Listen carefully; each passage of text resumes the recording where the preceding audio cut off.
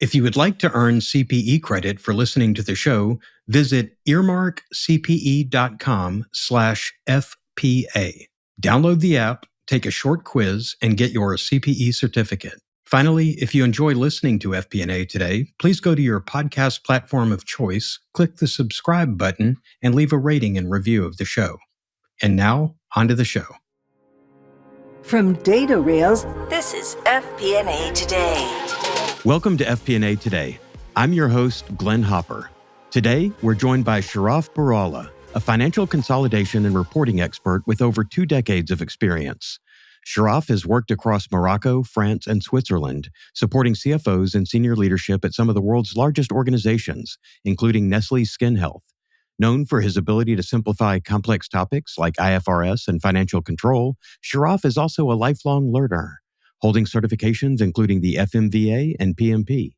He's passionate about empowering finance professionals with the tools and insights they need to excel in modern finance. Charaf, welcome to FP&A Today.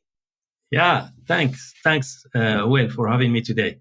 Well, really excited to dive in. And first off, I'm jealous of your geography and the great places you've worked. So maybe if you could take us across kind of your career journey across Morocco, France, Switzerland, and take us to what led you back to consulting in your current role. Yeah, of course. I'm located in Switzerland today. It's like a really nice place. I'm in the French part of Switzerland, which is like near to the big lake of Léman Lake, which is like in the border with France, which is a really nice area. You have mountains and you have lake, and it's really, really green place. So yeah, quickly to give you a little bit about my experience and my journey. So I was born and grew up in Morocco until the age of 22 years old. I get my bachelor degree in Morocco in the public university. My bachelor degree was in economics and finance.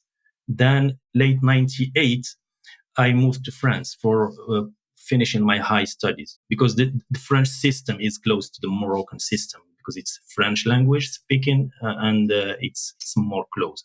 So I went there to do my master degree. And I get my master's degree in auditing, finance, and consulting. And after that, my professional experience started at that moment. My journey, like I can summarize it in like 4 steps. The first step, it's like 2 years of struggling, to be honest. I did, after my master's degree, 2 years of internships, 3 internships in 3 different businesses. For many reasons. And one of the reasons is at that time, like when you are coming from a foreign country, even if you have a master's degree, you are struggling more to land a first job. So I went to some internship and I encourage like finance students, even if they don't land a job when they go out from school, they need to start as an internship. So you put your feet in a company, so you learn some skills, then it will open for you opportunities. So I did 2 years of internship, like 9 months, 6 months, and 6 months in big international companies. And it was like very, very helpful for me because I discovered finance. I discovered auditing. I was in KPMG audit, and I was also in a US company, Kimberly Clarke, as a reporting analyst. So these 2 years opened for me the door to enter to a pharma company at that moment as a business controller. You know, FP&A, it's like a new word today that we are using, but before it was like a business controller. So I started my career in business control, in charge of the P&L for a animal nutrition business. And at that moment, this company was sold to a private equity, and the new team, the new CEO and CFO built a new finance team. So I was part of this new finance team, and I was in charge of the P&L and also for consolidating data.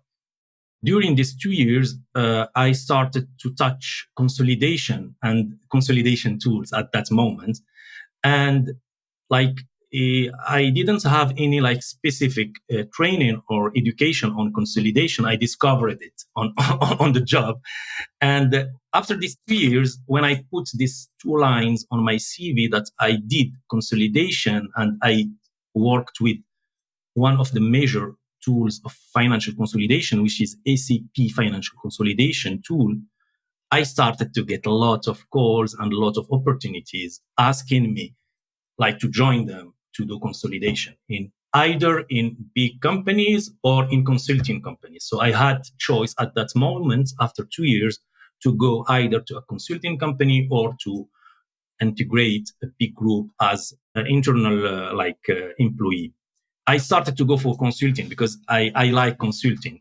This is like the second step of my career, which is like the consulting world. I stayed almost 13 years in two different consulting groups, but doing the same thing, addressing the same problems and helping the same clients solving the same problems. So during these 13 years, I can summarize it as a rich experience in which the three main subjects that we touched with our clients, it was interim financial help, which is like big groups, they need some assistance during the closing period of time.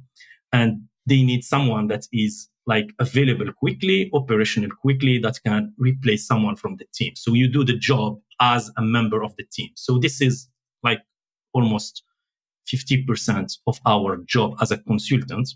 The second part, it's like all these like projects relating to tools implementations, which is like financial reporting tools implementation. So this is like big, huge project that needs people from the clients and from consultants, technical and functional consultants. So I was like more on this functional consultants part. So we helped those groups for all those steps of this kind of project, which is defining which tools, defining the specifications, training the teams, implementation, post-implementation assistance. So big projects lasting from 6 months to 2 years, sometimes for big groups. So this is the second part of what we do. And the third one is like specific project, like IFRS conversion, USGAAP conversion, when you have a new IFRS coming, so help clients to assess the impact of this new IFRS and help them absorb this additional workload. So this is like the main three aspects in which I worked for almost 13 years for big listed companies. Most of our clients are listed companies in Europe or in the US. And also during these 13 years of consultants, I was both at headquarters most of the time and also on subsidiary level or on subgroup level. So I saw the two sides of the coin, if I may say that.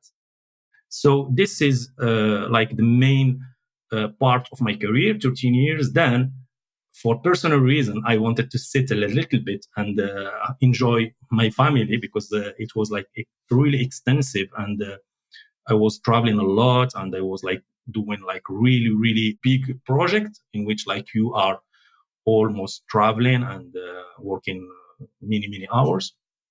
So I start to think about finding something in locally and integrate corporate world.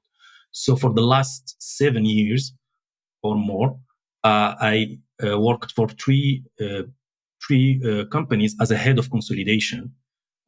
First one, it was a private equity in Geneva, here in Switzerland, for 1 year. And then I integrated Nestle, one of the businesses of Nestle, which is Nestle Skin Health, for 2 years and a half. And I was in charge of the consolidation.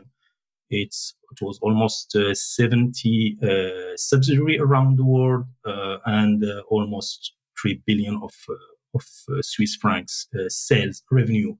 So big subgroup of Nestle, and we were reporting to Nestle.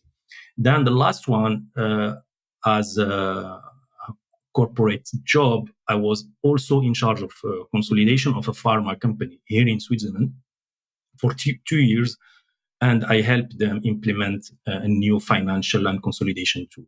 Yeah, almost 1 year and a half now, I was like thinking about coming back to the consulting world to make like this circle.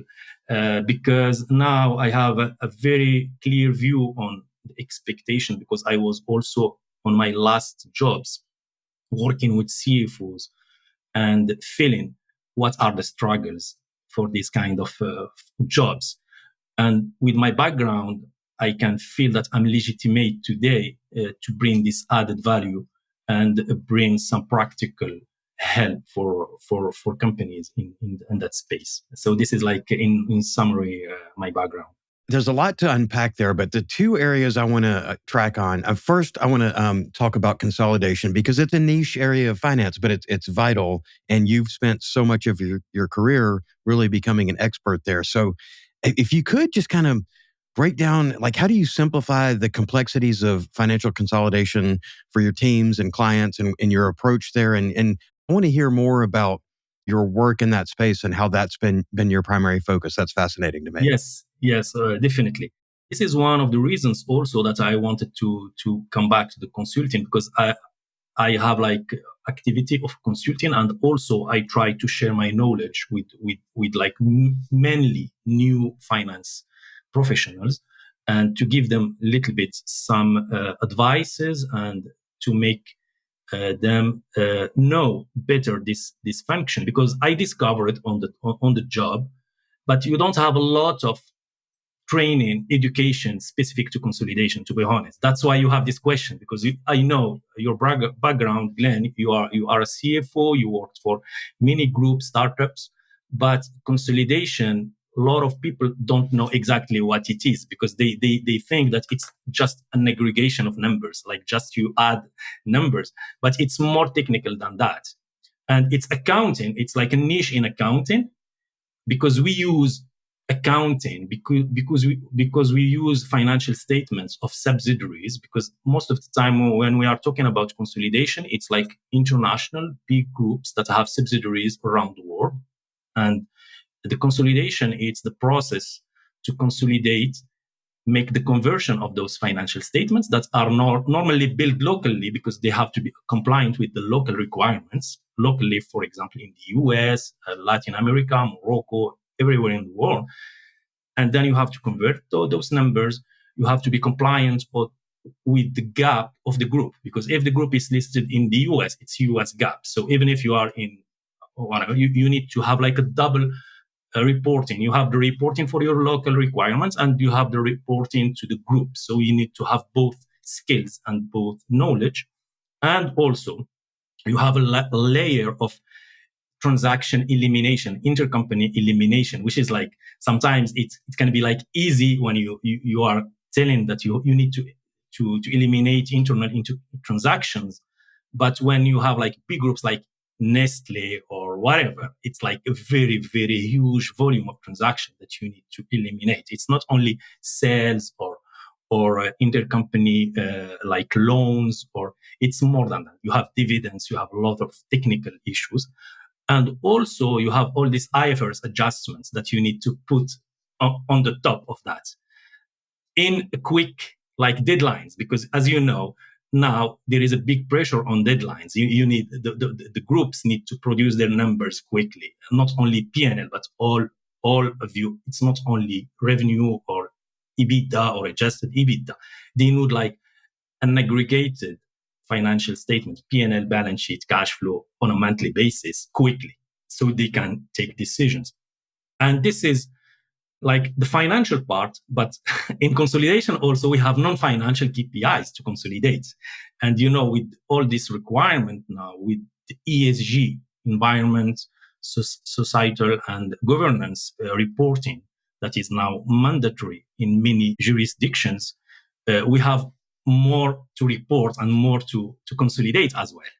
And what I wanted to highlight also, Glenn, because all people think about consolidation only talking about actual numbers or like the past and the present, but also forecasting, because our friends from FP&A, because I work with FP&A teams in hands, they need to consolidate budget, they need to consolidate forecast, they need to build mid-term plan, which is 3 years, 5-year projections. And we are using the same tools to consolidate, and we need to help them consolidate those numbers, because it's not only like revenue or gross margin, but you need to consolidate everything. But when you have like IFRS adjustments, you need to give them what is the impact, the forecasted impact of the IFRS adjustment as well. It's not only you go to the sales department, they give you what is the forecast of the sales and it's done. You need also to think about the balance sheet and the other things. So that's why consolidation is really, really important. But the problem is like the light, it's not put on this function. People don't know this function as they should. And it's not attractive because the expectations are high. The technical skills demanded for this kind of job is very high. And also the turnover is high because people sometimes go to consolidation, stay 3, 4, 5 years, and then they go for another finance department. So there is a big turnover. There is a shortage in this function. But I really encourage a finance young professional to go there because it's at the heart of finance departments in big groups. To do it well, I mean, you have to understand the differences, the very minute differences in many cases, I'm sure, between GAAP and IFRS and whatever local practices there are. And I'm, as someone, the bulk of my career was in U.S.-based, U.S.-only companies. I've had a little bit of experience with IFRS, but not enough. I would need someone like you on my team to help with that because I would be at a loss. Are there some big differences that jump out that are material, like between GAAP and IFRS or particular country accounting standards that you can think of, whether it's in revenue recognition or treatment of depreciation, or what are some big areas? Because I think a lot of us don't even think about the differences. Yeah, what you need to know is that USGAAP and IFRS the last years are working together to converge, to have like in most of the big items in the financial statements, we have conversions. So there is not a lot of differences.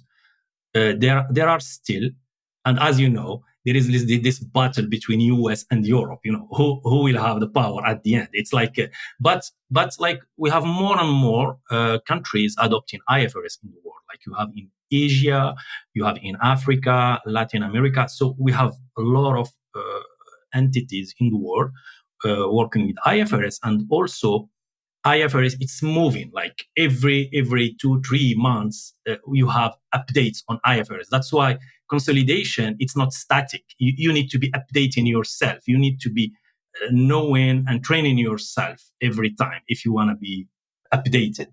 The second question you asked is IFRS with like local gaps. It's all the time, IFRS with local GAAP can have like 50 to 60% common same treatments. In some specific areas, that IFRS comes with new ideology or a new concept, but you are not starting from scratch. It's like you are building IFRS adjustments as in the margin of what you have already built on local. Consolidation also, consolidation teams, one of the main tasks that they are doing on a monthly basis, it's like to audit what is reported from local entities. So you have to challenge them. If you want to challenge them, you need to understand also their local gaps. So IFRS, but you need to have like a broad knowledge of how they are working locally, their standards. So it's really rich and technical, but it's not that different from USGAAP. There is some IFRS open for you sometimes options, like for one topic, for example, financial instruments or some, you have the option to book it this way or this way. In USGAAP, it's like, no, it's a rule-based GAAP. It's like 1 + 1 = 2. You don't have choices. You don't have options. So sometimes big companies like EY auditing can have, even for the same topic, different views because it's option open. So this is the main difference. Yeah, it's an amazing specialty. The most experience I've had with it, I worked with a client last year. I was more on the financial operations, FP&A side, doing in technology side, working with them.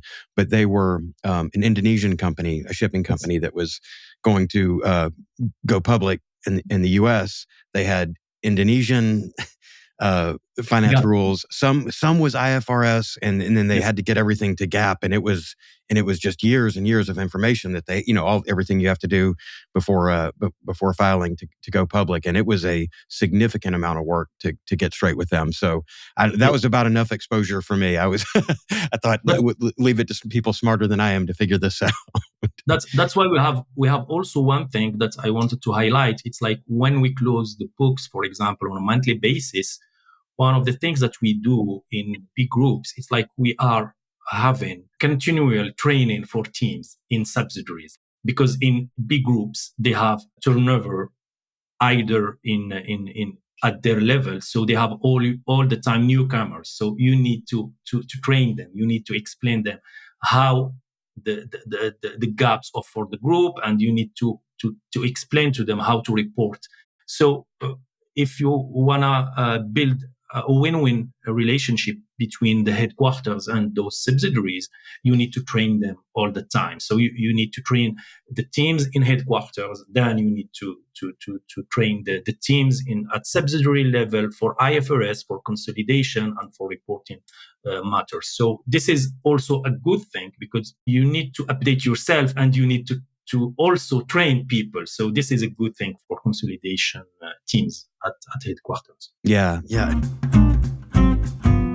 FP&A Today is brought to you by DataRails, the world's #1 FP&A solution. DataRails is the artificial intelligence-powered financial planning and analysis platform built for Excel users. That's right, you can stay in Excel. But instead of facing hell for every budget, month-end close, or forecast, you can enjoy a paradise of data consolidation, advanced visualization, reporting, and AI capabilities.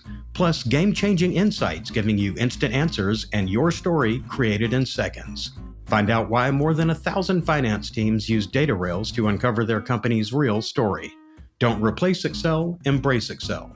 Learn more at datarails.com.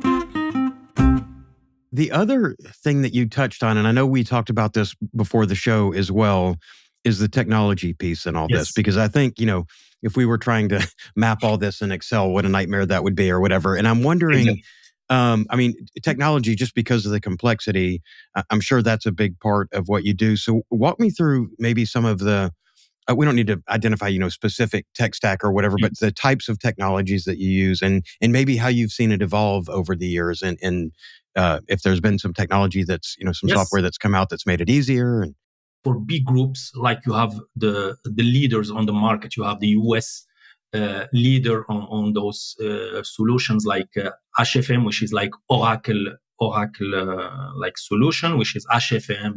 The most US companies are using this. Even some big European groups are using HFM. And you have the equivalent in Europe, which is SAP. SAP, you have a financial consolidation module that is used by the main European countries.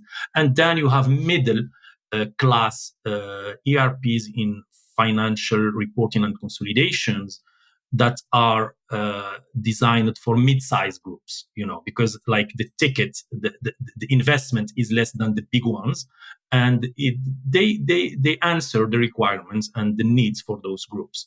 So you have this kind of solutions, and those solutions, like the last few years, they are now integrating new technology like cloud-based technologies.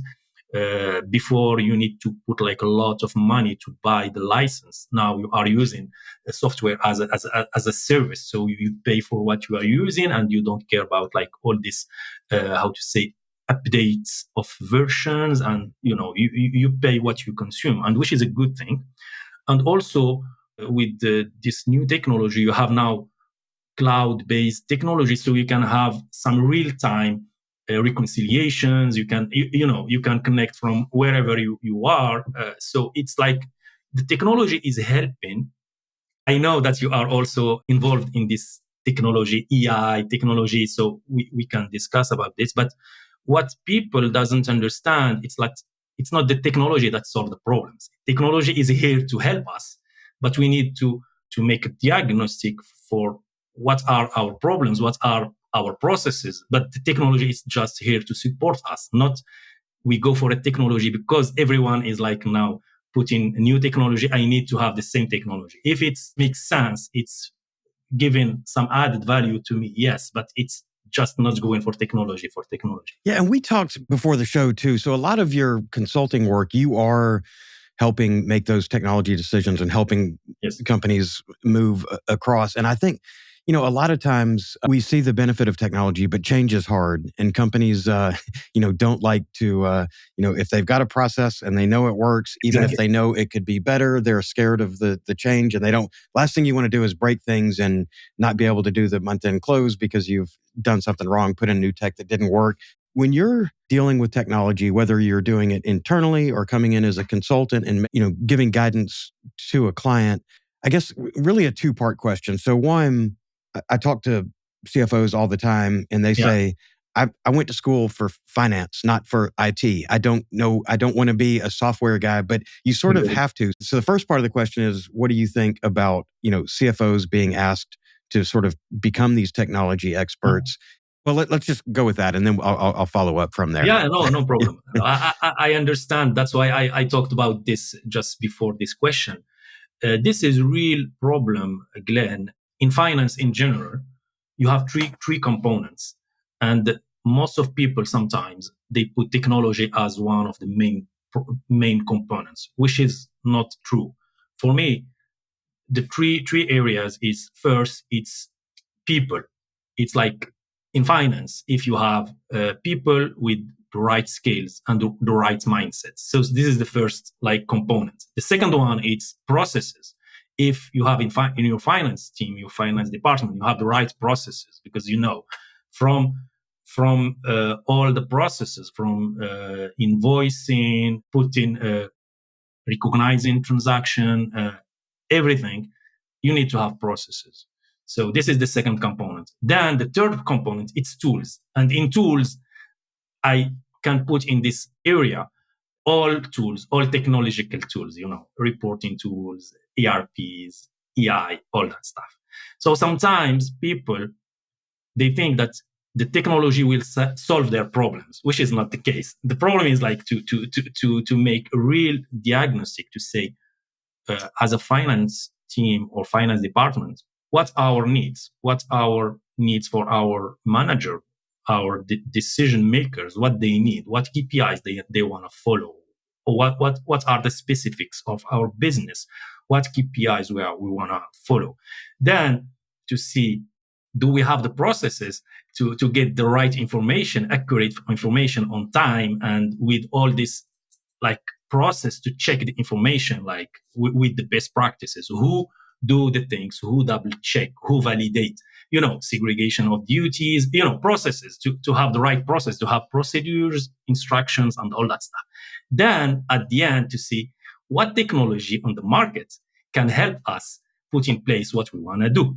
So this is the steps or the order in which we have to follow, because I always see some groups, because my competitor or I know someone that are implementing whatever tool, I need to put this tool. It's not the right mindset. It's like what we see today. Everyone is trying to put EI or talk about EI, intelligence artificial, in the finance, and how it can streamline, and fine. But for me, EI and all the benefit that we can have from EI today is good. But what we are talking about, we talked about this 10, 15 years ago, to say that in finance departments, people are fed up with data crunching. They need to spend more time on added value. And at that time, we talked about make interfaces, make connecting ERP between themselves, having some automatic works to reduce this amount of time put on crunching data and freeing time to added value analysis. So this problem exists years before.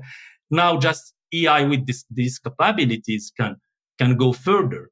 But AI, it's not the only solution, because AI also, if you don't have the correct numbers, the accurate numbers, the correct processes, AI will amplify that as well. So this is the main thing to think about it. I don't know what you think about it. Yeah, no, I mean, it's funny. You and I are on the same page here. And I always say, I think that the worst thing that can happen is a really good SaaS or ERP salesman can get a hold of a CFO and Yeah, convince the CFO that they really need this particular software.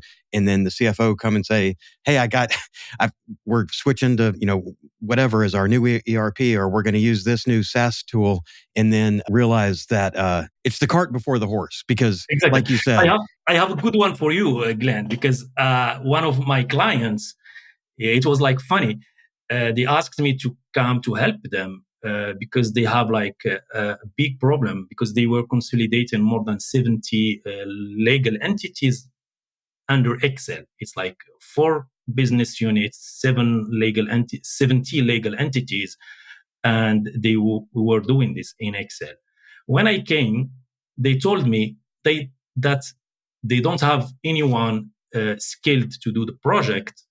And what was funny, they told me that they have already purchased the tool. They have the tool.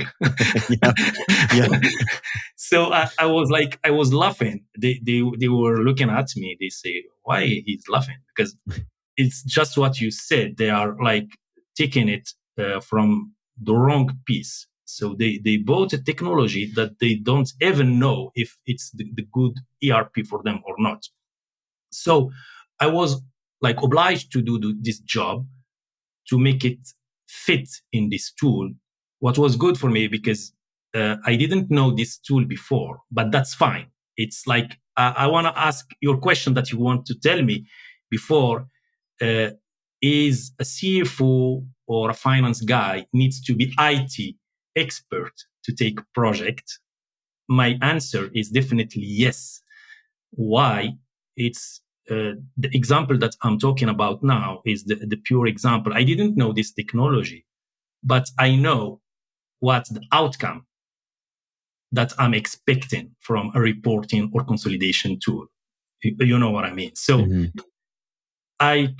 this is what I did. I was with some technical guys from this provider of this tool, but I tell them, I need this and this and this. And I'm expecting even the results I need, like, for example, for these adjustments, the result is to be zero at the end because I know it should be eliminated. I don't know. I don't care how you would make the code. I don't know how it is running, the logic behind for your ERP. But at the end, this is the result. So if you have the basics of finance and the basics of consolidation and you know what you want, then you need to play a project manager that can pick the right skills and have a team working together from different departments, because like those kind of projects you need to have to include people from tax, you need from treasury, from M&A, from other departments, so your tool is not only answering your specific needs, because you need to have like the big picture. Because as you know, Glenn, most of the consolidation tools now are connected to this kind of data warehouse like Power BI or this kind, like to have one source of truth, you know. So if you do your project in the corner in your room without talking to others, when you finish your project, someone else will come to tell you, did you think about this? This is my requirement. yeah, Do we reconcile? Do we have the same definition of the KPIs? You know, the yeah. basics. So that's why what I wanted to highlight here is like, you don't need to be expert in IT on these tools, but you need to clearly know what you want. And also, you have a lot of consultants, company. You can ask them, give them the business case, and they come to you with some presentations, with some demo. And the advice I can give you: don't pick consultants that have like a partnership with only one provider. You know, you Yes, have to yes, take independent consultants that can like adapt, because it's not all the time, even if you have the best tool, but sometimes for mid-sized groups or from some other businesses, you don't go for big, really expensive tool because it doesn't fit what you need. So you need to have independent people that know and can have benchmark. the most important, it's like to identify internally what the management needs, what the KPIs that we want to follow. Then we build like a customized solution for you, for your needs. Yeah, and so in my day job, I sell data and analytics and AI services to companies, and so many companies, and it's great as sort of a lead to get a company in the door. People want to talk to me about AI, but I'm finding they're talking to other consultants and vendors who pretend that artificial intelligence is some magic wand that they're just going to wave over all the problems and fix it. And so they're coming to me and saying, I need an AI solution, when really a lot of times it's just a rule-based business system. You don't need AI, you need an API, or it's Exactly. so it's not always the most fun thing in the world, but you actually need to track your processes, what your people are doing, so the process flow and the data flow, and you start there and you figure out, what are you solving for? Where are the roadblocks? Why does your current system not work? Exactly. And then you pick the software. You don't just come in and throw the software, or we're going to do AI, or we're going to do machine learning. It's, well, do we have to go that complex? It's, try to go as simple as you can first. Yeah. Yeah. From my experience, I used, 10 of reporting and consolidation tools. The logic behind it is the same. It's the same. You collect data, it's packages, you make conversion, you need somewhere to put exchange rates, you need to eliminate, you need to have administration tool to give access to people. So all like the modules are the same. Sometimes the technology is slightly different, but if you are curious, even if you don't know this solution, but when you ask the right questions and you are really, motivated, you will learn, because normally those kind of projects last from 6 to 1 year, 6 months to 1 year. So if you have good consultants, they do a demo, they do some training at the beginning. So I think after 4 weeks, if you are curious and you really need to learn, you can learn quickly, and you start to even challenge them, because you will have like just some logical questions. You tell them why your system is not doing this or this, so you challenge them, and this is good because they can customize some specific things for your business if you ask the right questions. So a definitive go for the project, take it, because you want to learn, you are going to grow. And it's important because you need to implement it correctly, to have a big view on the business, on the flows in the company. You will be having interactions with other departments, and you will learn a lot. So I will encourage people to take this kind of projects. You're really speaking my language. I feel like we could talk about this all day, but I do want to bring this home. We have a couple of questions that we ask all of our guests at the end, and we dove straight into the consolidation and the technology. But we like to, when our guests come on, get a little bit of the personal side as well. So a couple of questions that we always end with is, what's something that maybe not many people know about you, something that isn't apparent on your LinkedIn profile, or that they couldn't find by Googling you? Yeah, even in Google you can find it, but it's when I was in Morocco, I played football at a high level in Morocco, and I still use what I've learned from this experience as a high level like sport athlete, because as you know, the expectation in finance are high, the same as when you are doing like sports at a high level, expectations, the pressure, collaboration, because football, it's teamwork. I was like the captain of the team, so I was like trying to bring all my team to give the maximum of what they can give on the pitch. So the same as I do with my teams in finance. And I'm lucky also because my children, I have 3 kids, and they are doing also some sport. And I encourage them to do that, because the values of sport, you can find them as well in corporate world. And this is like the only thing that people don't see on my profile, but I like it. And this is From time to time, I play with some friends, but mostly I'm just following some football on TV now. Yeah, yeah. we get old, Glenn. Yeah. And we don't have Yeah. time as before. Yeah, the body breaks down, but the passion stays there. And at some point, just watching the younger people do it, it's like, all right, you guys got but you don't forget it, huh? If you have the skills, you still have the skills. Yeah. That's great. That's great. Okay, so our everybody's favorite question here. What is your favorite Excel function and why? We share a lot of common things, Glenn, but we did, I think, the FMVA together. You have the FMVA certification, I have it.